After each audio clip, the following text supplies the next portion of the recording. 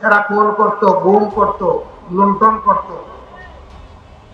এরা আমাদের মা বোনদের ইজ্জত নষ্ট করত। এখন কি এই সবগুলা শেষ হয়েছে, বন্ধ হয়েছে? কি বলেন? হাজীগঞ্জ হাজী সাহেবদের এলাকা, এখানে আবার উল্টাপাল্টা কি?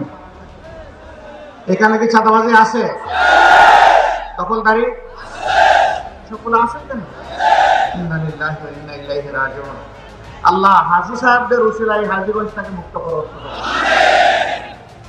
আমরা যে দোয়া করলাম সাথে সাথে মুক্ত হয়ে যাবে? অন্যায় জগদ্দল পাথরের মতো বসে আছে সেটা। একটা আঘাতে 5 তারিখ একটা গোষ্ঠী খান খান হয়ে ভেঙে পড়েছে।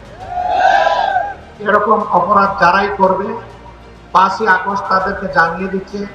5ই আগস্ট প্রত্যেক বছর কমপক্ষে একবার আসে। 5 আগস্টের রাস্তা যারা চিনে ফেলেছে, এই জাতিকে কেউ আর দুঃশাসন আর দুর্নীতি দিয়ে বাঁচতে পারবে না।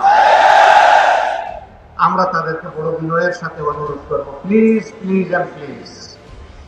গোটা জাতি মজলুম ছিল, আপনারাও মজলুম ছিলেন, আমরাও মজলুম ছিলাম।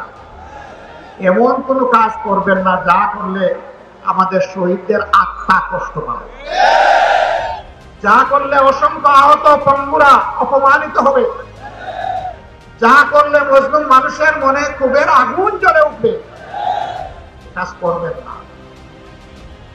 যদি সচ্ছল ভাবে বেঁচে থাকার কোনো অবলম্বন না থাকে, আমরা আপনাদেরকে আশ্বস্ত করছি, আল্লাহ তাআলা আমাদেরকে যে রিজিক দিয়েছেন আমরা আপনাদেরকে তার ভাগ দেব।